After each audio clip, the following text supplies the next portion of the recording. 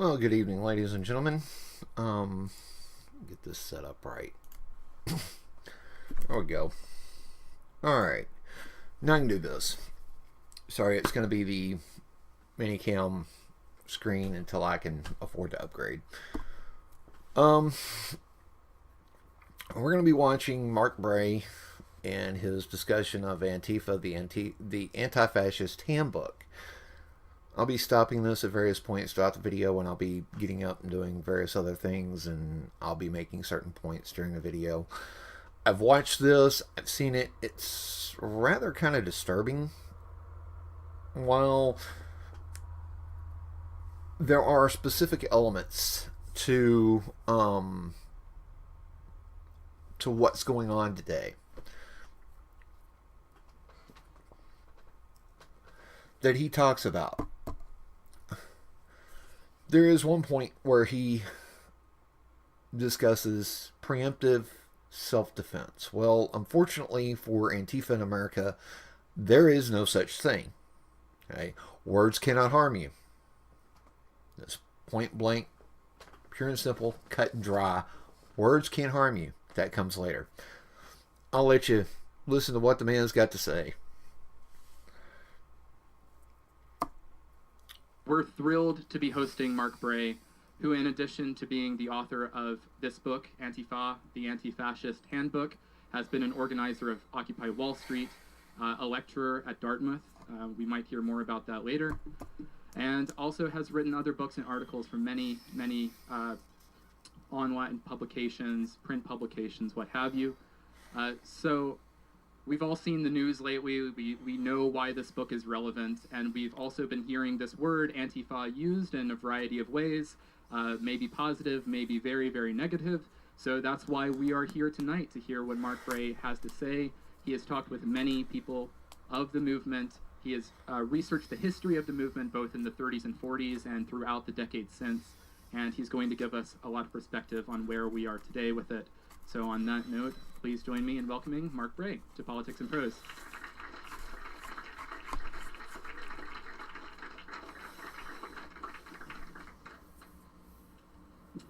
Hello, everyone. Can you hear me okay in the back? Great. So thank you to Politics and Prose for having me. Thank you all for coming out. I'm going to talk a little bit about what this book is, what it is not. I'm going to read an excerpt from the book, talk a little bit about some of the historically informed foundation of anti-fascist politics, and then we'll open up for a conversation. All right? So, the book is an attempt to do a couple of different things. It's an attempt to explain to the general society what anti-fascism is now, what it's been historically. It's an effort to provide a broader context for those struggling against fascism and racism today. It's based on 61 interviews with current and former anti-fascists from 17 different countries in Europe and North America. The goal was to bring this wider context, which a lot of people maybe don't know about. I myself do not have experience doing anti-fascist organizing, though I hate fascism as much as the next person. So the purpose of this is to bring to bear the insights and experiences of people who have done this work, many of whom are not able to necessarily share that insight publicly. We'll discuss why later. So when we talk about anti-fascism, it's useful to be clear about what we're talking about. A lot of times historians, when they talk about anti-fascism in the 30s and 40s, will describe as anti-fascist just about anyone who fought against Hitler and Mussolini, even if in some cases those people were also fascists, right? So the purpose of this book is to focus on one specific tradition within anti-fascism, which in English and Italian is referred to as militant anti-fascism, in German is sometimes called autonomous anti-fascism, and in French is sometimes called radical anti-fascism. And this tendency exists at the intersection of two main considerations. The first is it's a pan-radical left politics. Anti-fascists are socialists, they are anarchists, they are communists and other kinds of leftists. And so militant anti-fascism is a proposal for left folks to put aside all of the differences that cause so many arguments when it comes to fighting the common enemy of fascism. And part of that is motivated from the failure of many leftists in Europe in the 20s and 30s to do that, or at least to do it early enough before it was too late. The other consideration is direct action strategy and tactics. So I'll get into why that's important later. But the two main considerations to reiterate are pan-radical left politics and direct action strategy and tactics. Therefore, you have militant anti-fascism. So the antifa groups that we see in the news today they come out of that tradition. Okay? We'll talk more about where that tradition came from in a little bit. But I'm going to read an excerpt from the book. You can get a little better sense of what it would be like if you acquired a copy. Just putting that out there. All right, so this is from the beginning of chapter 2. The book is organized into 3 history chapters and then a few politics chapters. The image of British Member of Parliament Mavis Tate flickers onto the screen. I, as a Member of Parliament, visited Buchenwald concentration camp with 9 others, she opens. Some people believe that the reports of what happened there are exaggerated. Cut to stacks of bodies in the back of a truck. No words could exaggerate, Tate clarifies. We saw and we know.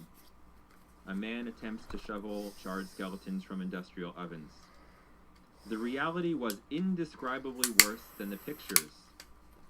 Finally, she concludes, let no one say these things were never real. When the projection stopped in this small theater in northwest London in 1945, Morris Beckman and his cousin Harry Rose filed out into the lobby. Newsreels such as these showed the world a sliver of Nazi terror, but it wasn't really until the 1970s that the Holocaust began to be perceived by both scholars and the general public as an historical event of major importance. But for Jews like Beckman and Beckman and Rose, however, the horror could not be more palpable. They knew what post-war newsreels did not say, that most of the twisted corpses on the screen had belonged to adoring Jewish daughters, lovingly eccentric Jewish fathers, tough as nails Jewish grandmothers who gave a wry smile every time they recounted surviving the pogroms of their youth. Beckman and Rose did not need to hear that from Mavis Tate. They were all too aware. Okay, now I'm going to draw a very specific point here in this. Why does he need to draw attention to the fact that we already know they were Jewish? Why can't they be human?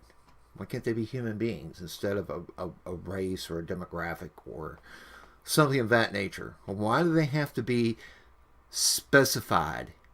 It was a Jewish daughter. It was a Jewish grandmother. Why? They felt sick seeing those bodies like skeletons covered with skin. Both had served in the war, Beckman as a radio operator in the Merchant Marine, and Rose in a unit that had fought behind enemy lines in Burma. As Jewish veterans, Nazism could not have been more personal. And so, as they walked home from the theater on that day, they could not have been more appalled by what they came upon.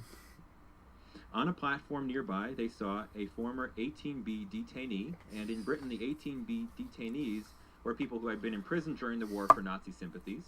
So they came across an 18B detainee shouting, "Not enough Jews were burned at Belsen. Not enough Jews were burned at Belsen."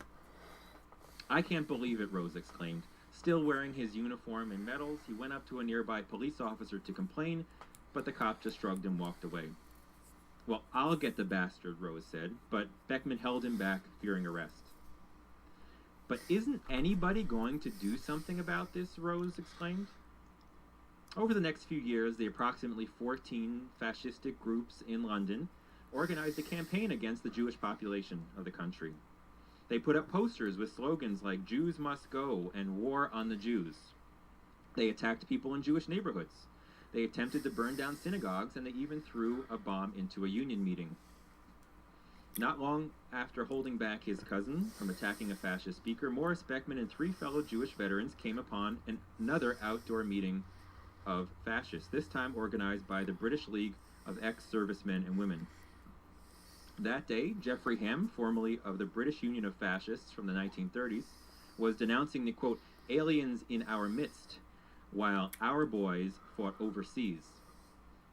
The Jewish veterans listening to this had had enough.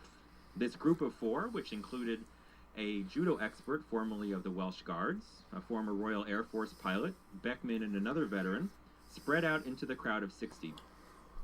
As the judo expert pretended to be buying a newspaper the fascists were selling, he suddenly smashed together the heads of the two fascist guards, while Beckman and the others toppled the stage, dispersing everyone. Beckman explained that the sheer malevolence of the speaker moved him and his comrades to physically shut down a post-war fascist meeting for the first time. It would not be the last time. This direct action sparked the formation in March 1946 of the 43 Group, a military-fascist organization composed mainly, though not entirely, of Jewish British veterans dedicated to shutting down fascism through direct action and pursuing legislation against racist incitement. The 43 Group commando units had several methods to shut down fascist meetings. If a single member could get through the cordon of fascist stewards guarding the stage to topple over the platform, the police had a policy of not allowing the fascists to set it up again. So, with that in mind, the group organized units of about a dozen into a wedge formation. They would start far back out into the crowd, and at an agreed-upon time, build up steam so that they could plow through many times their number of muscular fascists to topple the stage. If the platform was too well guarded, and after a while the fascists figured out this tactic, so if it was too well guarded, the commandos did have a plan B. They would, instead of charging the stage, they would disperse out into the crowd and start arguments and fights with fascists so that the chaos forced the police to shut down the event. Another method was to, quote, jump the pitch by occupying the fascist meeting space well before the fascist event could start. So between all these methods, by the summer of 1946, the 43 Group was attacking 6 to 10 fascist meetings per week. As an aside, let's take note of the fact that there were 6 to 10 fascist meetings per week in London in 1946. Beckman estimates that about a third were disrupted by the 43 Group, about a third were ended by the police, and another third continued as planned. After a while, the 43 Group became so popular that locals would even join them or shut down fascist meetings on their own using similar tactics. With the emergence of the, quote, fucking hard-cased East End Yids, as the black shirts called them, I love that one, the keep your head down and get indoors quick mentality had gone for good. So what can we learn from the example of the 43 Group in post-war London? Well, I think there's a few things that help us understand where the fascists are coming from. So, to start, we can see that even one small fascism can be dangerous and deadly. So, take this case. It's after World War II. If you read historians of post-war Britain, when they talk about the role of fascism in the late 40s in Britain, they'll say, yeah, okay, there were still some groups that were kind of, enamored with Hitler or whatever, but they were marginal, didn't really matter, didn't influence British politics, nothing to see here, move on.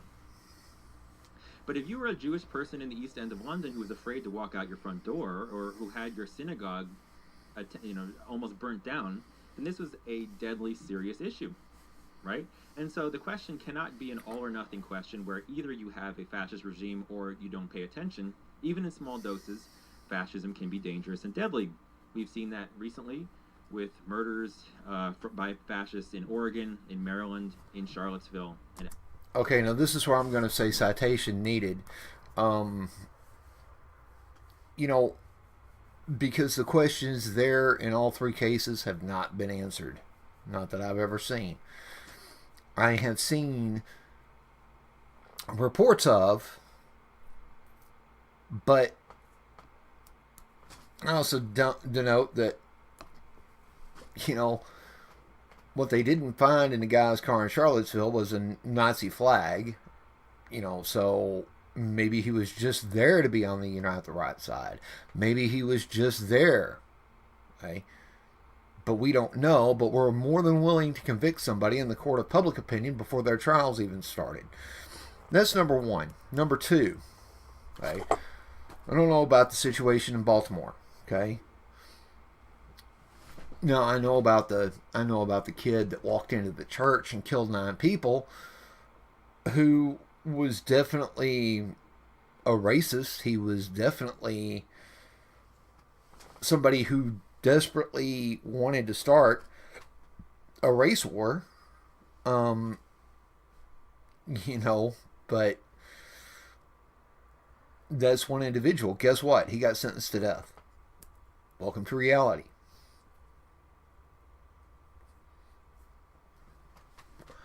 And I take it the reference to the one in Portland was where the guy stabbed two people or a couple of people, several individuals on the bus. And we still haven't discovered a whole lot about that case and where it's going and how it's going to proceed. Right? So therefore, I need the citations that he's been reading in order to make sense of what he just said. Elsewhere. So even in small doses, fascism can be dangerous. Even when we think of it in terms of regimes, we can see that Mussolini's initial fascist nucleus in 1919 was only 100 men. 2 years later, it was 250,000. When Hitler attended his first meeting of the German Workers' Party, before he turned it into the Nazi Party, it had 54 members. Now, sometimes these groups don't grow big, right? But sometimes they do. And so it's worth shutting them down before they have the opportunity. And this is not just a historical phenomenon. I mean, more recently in Greece, we can see that the fascist Golden Dawn was a micro-party for many years, not worthy of even much attention from the left relatively. And then after the financial crisis of 2008, they became the third largest party in Greece, equipped with a fascist goon squad that murdered immigrants and attacked all sorts of people. So even when small, dead. No, in Greece, I don't keep up with a lot of the foreign politics, and certainly don't know anything about that. Now, I do know what's been happening in other countries in Europe where the Islamics, the Islamic nationals, have come in and created a lot of issue. Even in Germany, they're still creating issue. Okay? And what you're seeing is a public pushback. That's not necessarily fascism. That's the general population of the country saying, wait a second, we need to stop. Poland has absolutely refused to allow immigrants in. Okay?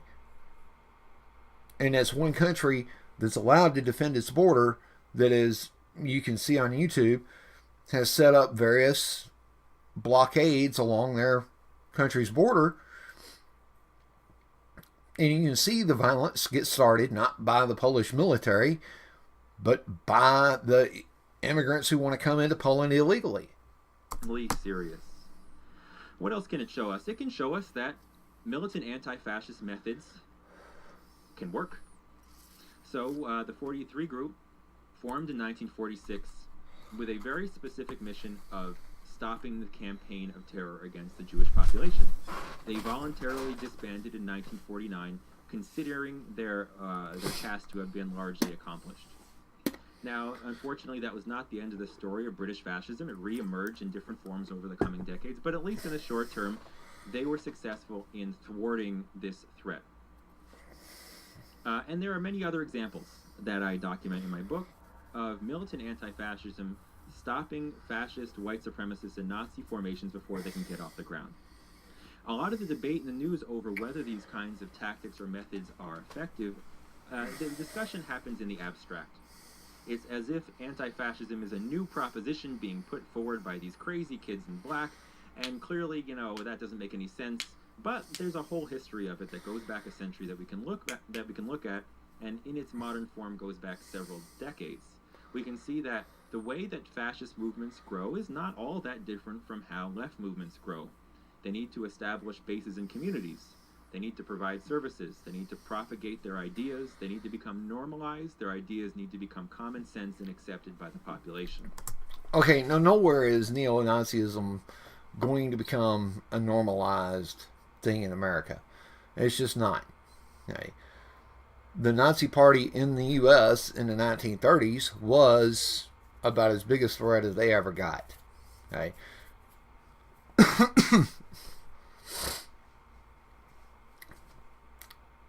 So, no.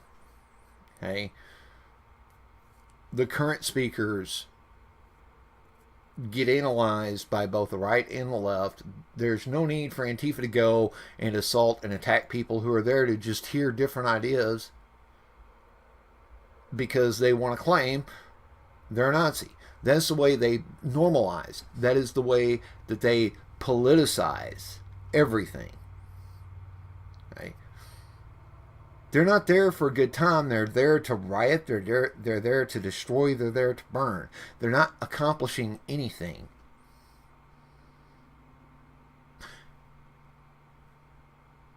And yeah, I don't agree with harming anybody. Pretty much a pacifist. Okay? Now, would I defend somebody getting their butt kicked if they're wearing all black and there's 9 or 10 guys on them? Yeah, I'd jump into that fray and I'd yell at the 9 or 10 guys to stop.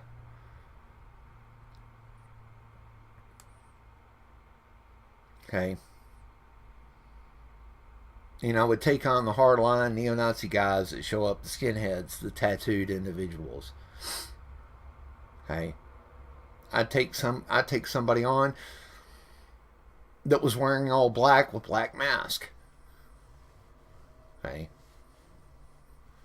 I don't march under the battle standard of the Northern Virginian Army. Okay? I won't associate with it. Okay? Do I have one? No. Have I had one in the past? Yes. Okay?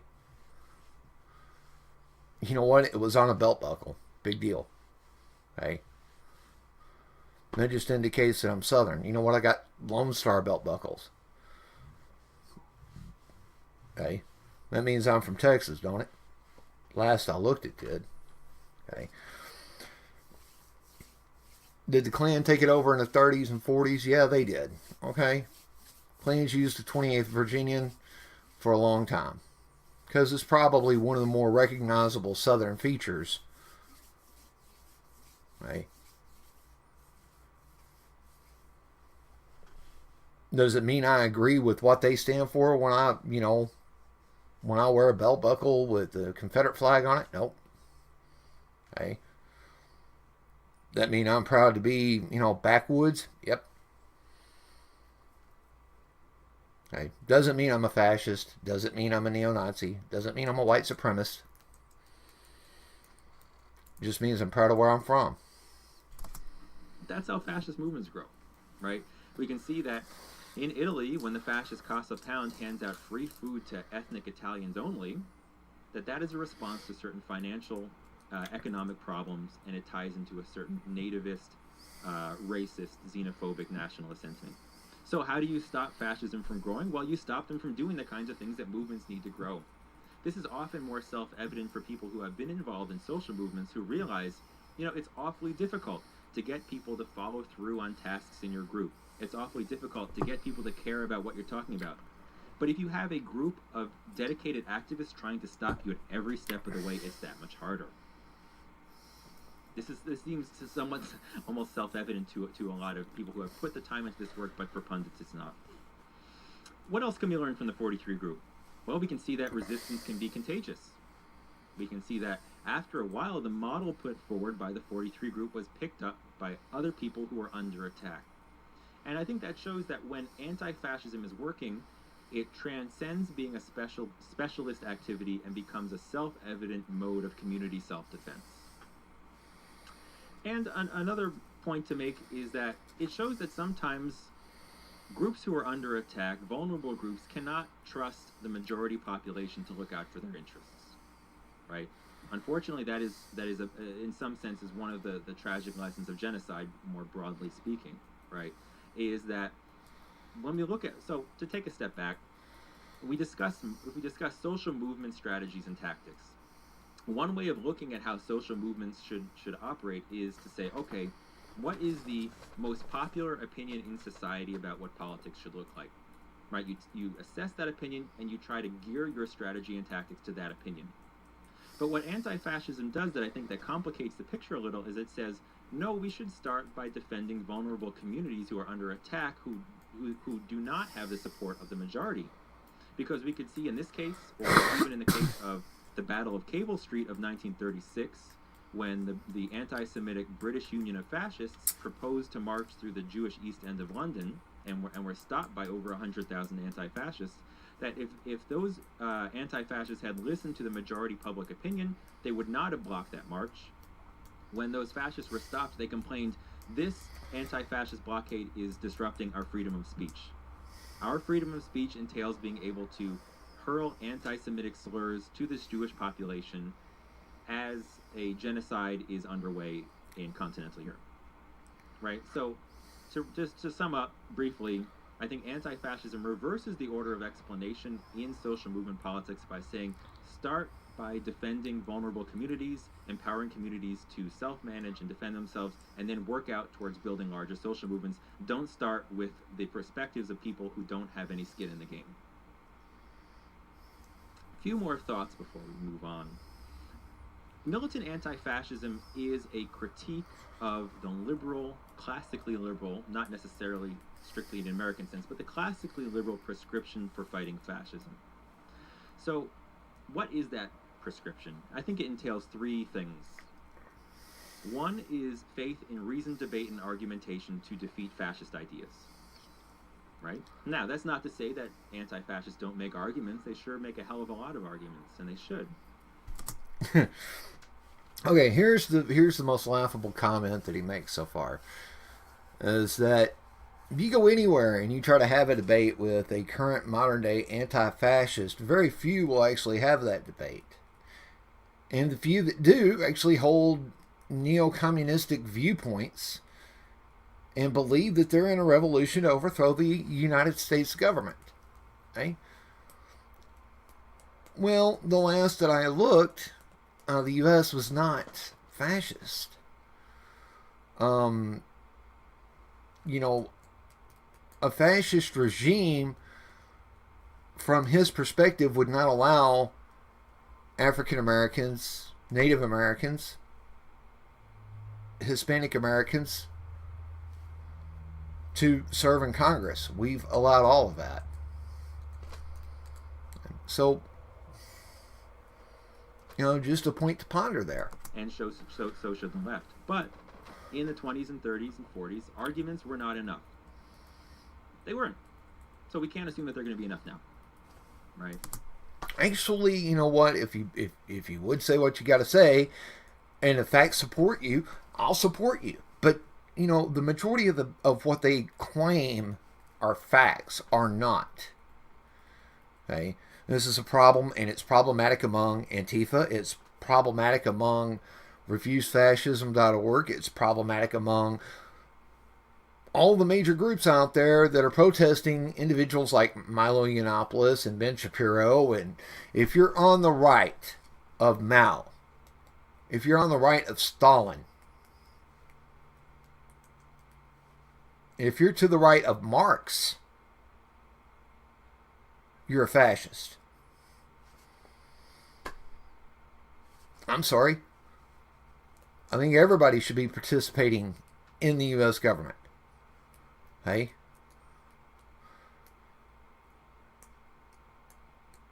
Sad thing is, not everybody is, and those who are getting called Uncle Tom.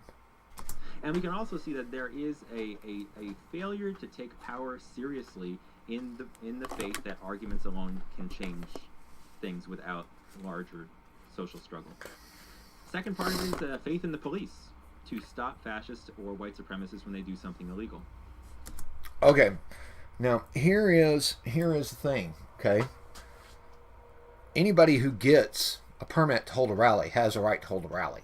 Period. End of discussion. It's part of free speech, as long as they're not directly inciting violence to another individual or group.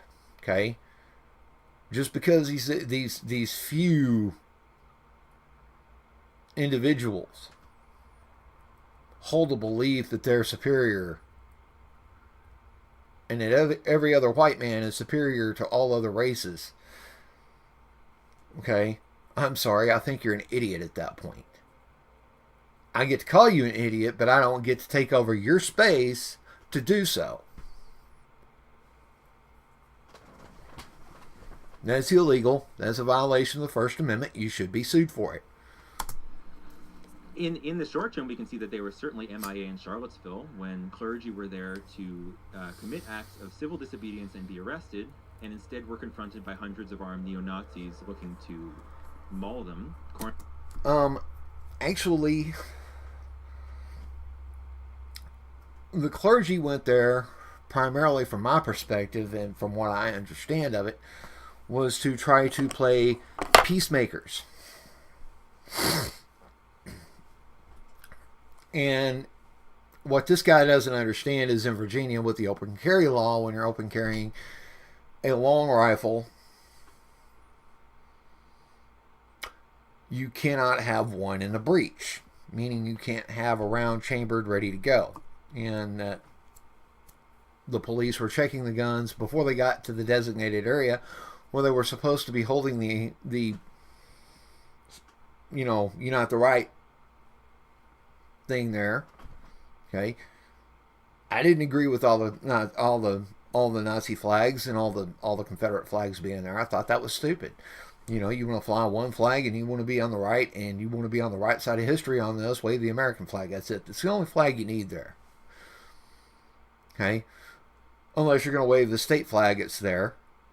Then in which case you can. Okay, in a lot of cases in Texas, you've seen a minor few Confederate flags there. For the majority, for Texas, especially in the defense of Sam Houston's statue, you've seen the Texas flag, the Lone Star. Okay, and that's been it. Okay.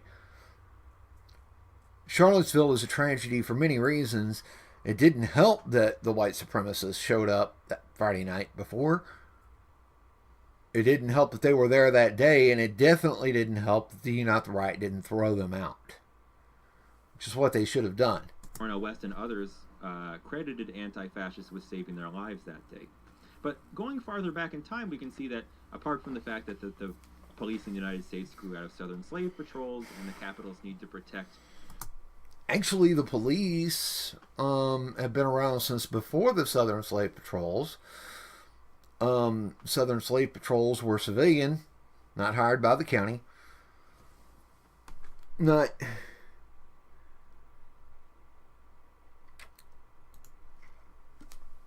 anything of real consequence or anything of that nature. And I'm not saying they weren't of consequence. They were, because obviously there were many slaves returned out of that when, you know, literally the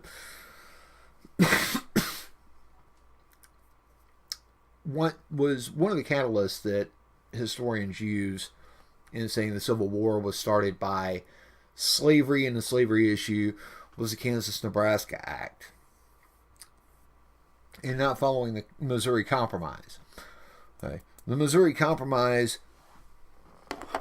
would have held slavery in place, but slavery wouldn't have lasted 50 more years in popularity in the southern states because a lot of poor northerners were moving to the southern states to get rid of their debt. That's how Texas formed. James Fannin, you know, Bowie, Crockett, those guys all had criminal histories in the United States. Well, Crockett didn't, but Crockett went to open up new lands.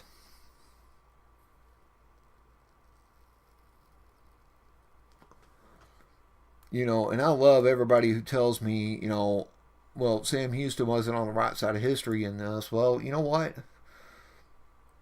Sam Houston was one of the first few that were fighting for abolishment of slavery. But he knew he couldn't get Texas in because of its geographic location without it being a slave state. Sam Houston was wise beyond his years. He was the only Southern vote or Southern congressman or senator that voted against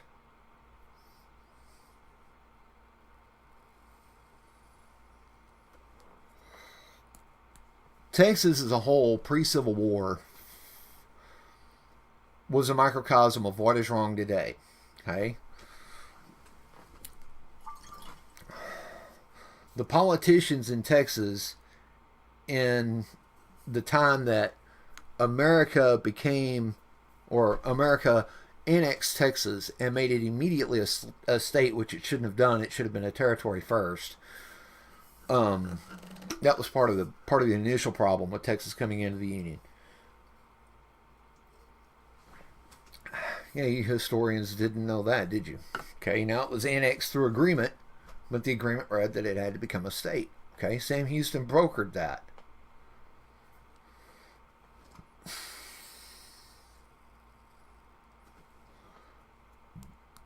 Sam Houston used enough of his political savvy to make friends, used enough of his military history to manipulate agreements.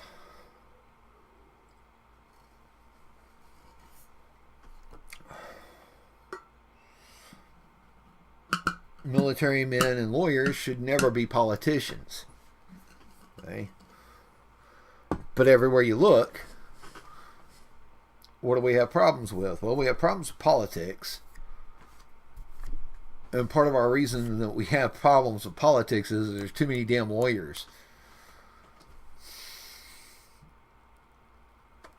We've gotten rid of the day where statesmen exist. And that's a problem.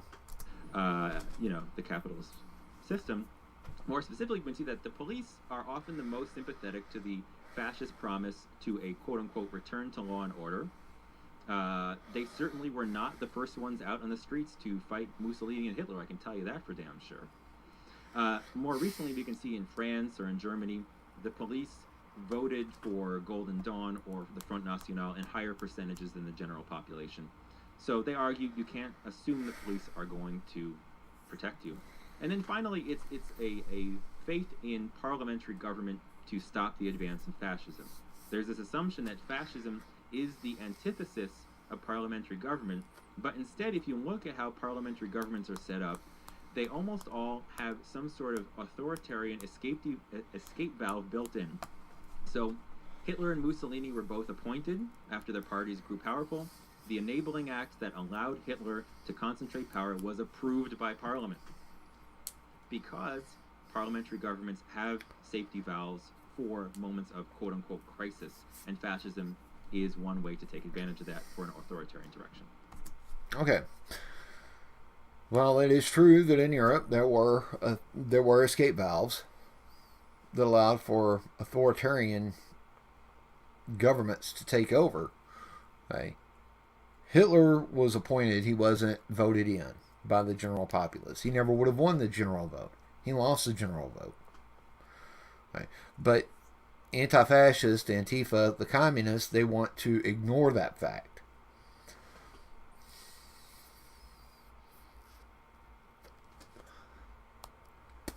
Now, in the U.S., we don't have such a way to set that up. Right. We have an elected term. At the end of that term, whether we're in a state of crisis or not, we have a general population vote. Each state has an X number of electoral votes based upon their population from the last census. And then each state gets X number of electoral votes. Whoever won the majority in that state for the majority of states wins that electoral vote. Okay? Now, that was a system of checks and balances so that a minority could never be dominated by the majority. Okay? And that came directly from the European parliamentary procedures that America was under for a good period of time. Okay?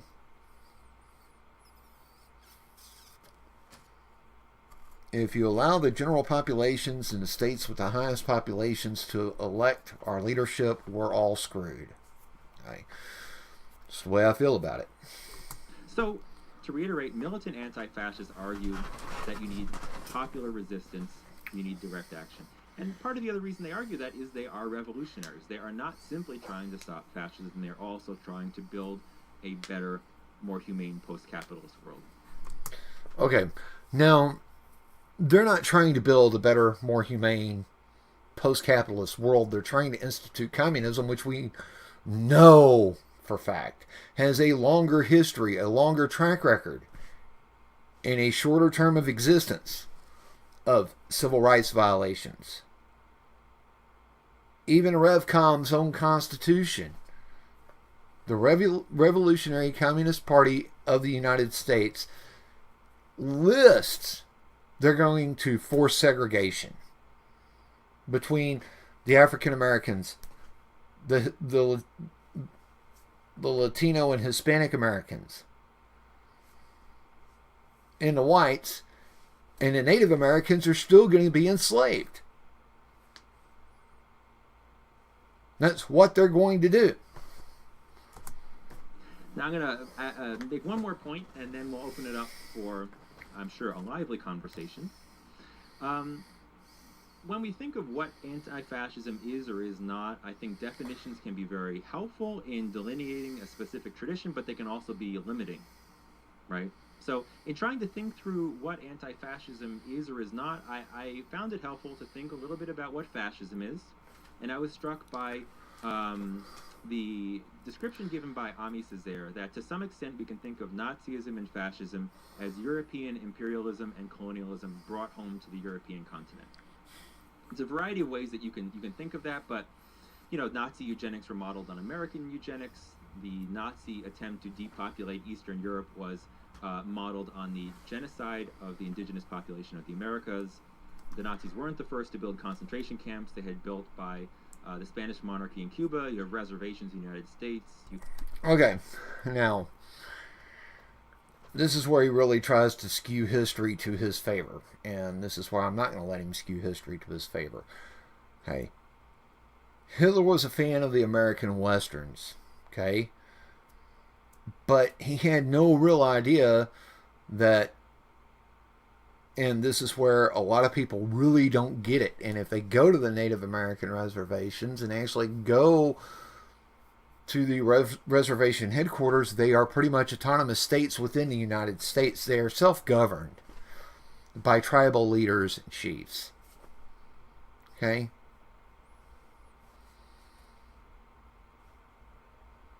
They're self-governed.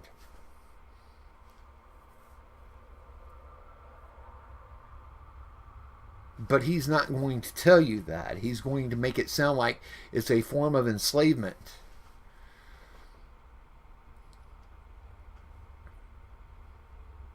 But the reservations were pretty much autonomous with what was supposed to be help from the United States. Unfortunately,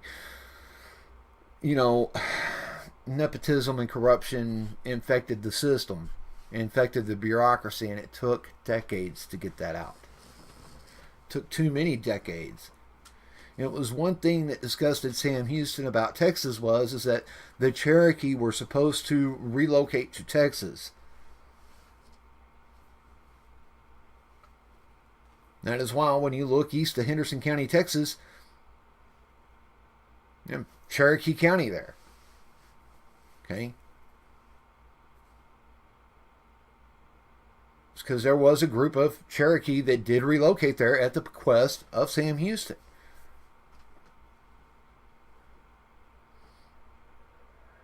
They don't really understand. They don't get. They don't get all of this. Okay? And I understand that. I understand that they're going to skew history. And I understand that they're going to do and say their own thing. Okay? What Hitler intended to do was commit mass murder. Okay? That was his only solution. Okay? If Hitler had intended to model the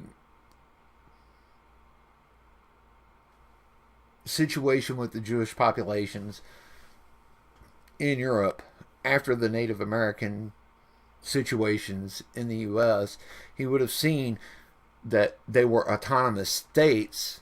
Even in the 30s and 40s, they were pretty much autonomous. The reservations were pretty much autonomous at that point. They had their own self-government.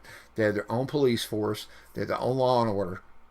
Okay, they did have to follow the U.S. Constitution, but they were allowed to set up their own constitutions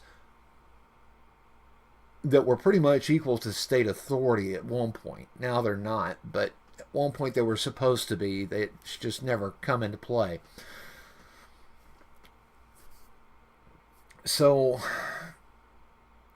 where the revolutionaries are coming from is, we're going to replace everything. We're going to create 3 different states out of 2 regions in the U.S.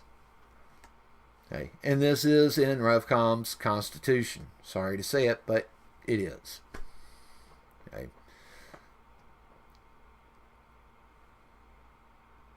We're the revolutionary communists, and they are the ones infecting Antifa right now. Okay. If an Antifa leader would be willing to sit down and debate and have a conversation, and they won't because they know that they lose on the point of communism.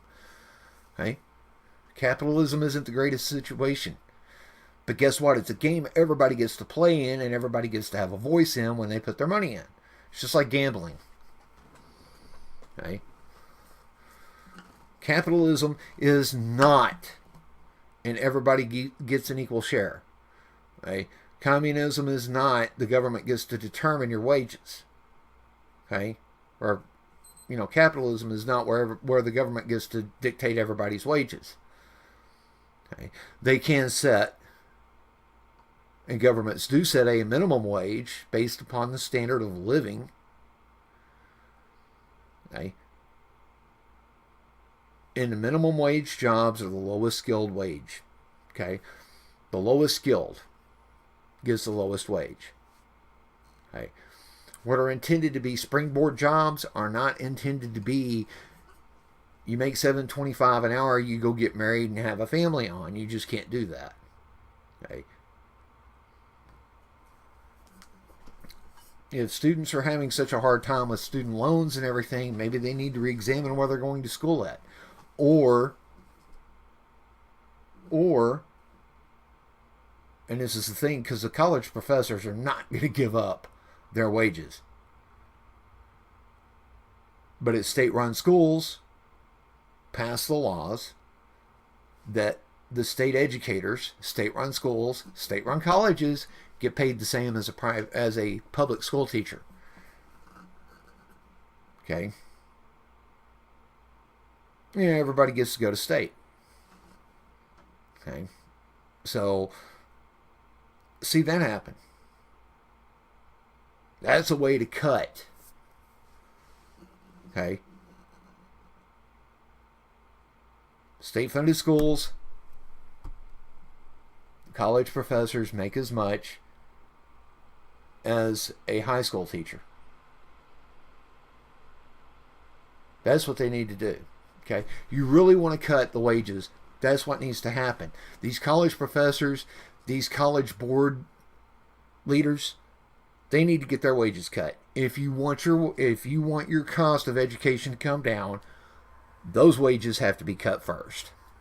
Okay? You can't stand in the street and scream for a free education. It's not the way it works. Okay? You do have to pay something for your post-school education, post-high school education. You're going to have to pay something. Do you want to cut that wage?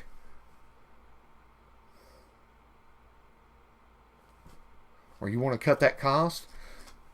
Then go do it that way. Or go to a junior college and get your associate's degree and then move on from there. Use the associate's degree to upgrade your pay. Once you've got your pay upgraded, then go on to get your bachelor's, and then go on to get your doctorate. Okay? I understand for doctors and lawyers it's a different ballgame. Okay? And hey, more power to you. If you want to be a doctor or a lawyer, you're going to have to pay that educational cost. Okay? but with assumed debt, because somebody's paying you to assume a risk, they have to be rewarded for that risk. Period. End of discussion. That's the way capitalism is played. You put a little bit of money in and somebody else loans you the rest, they're assuming your risk.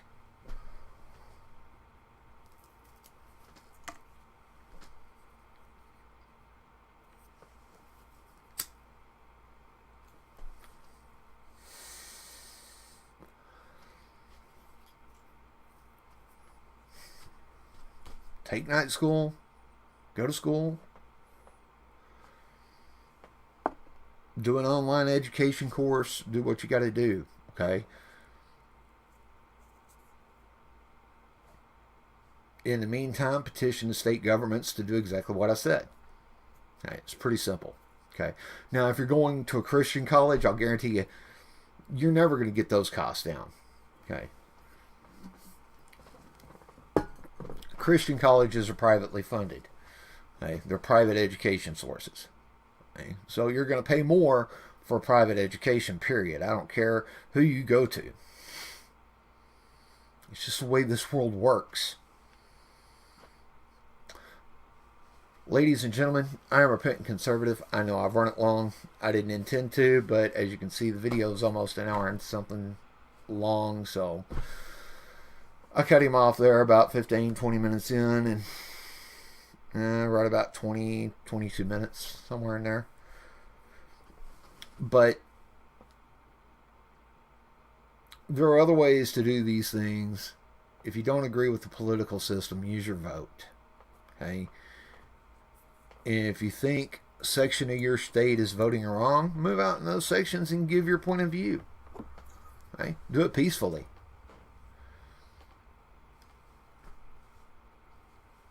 We've been doing it for years.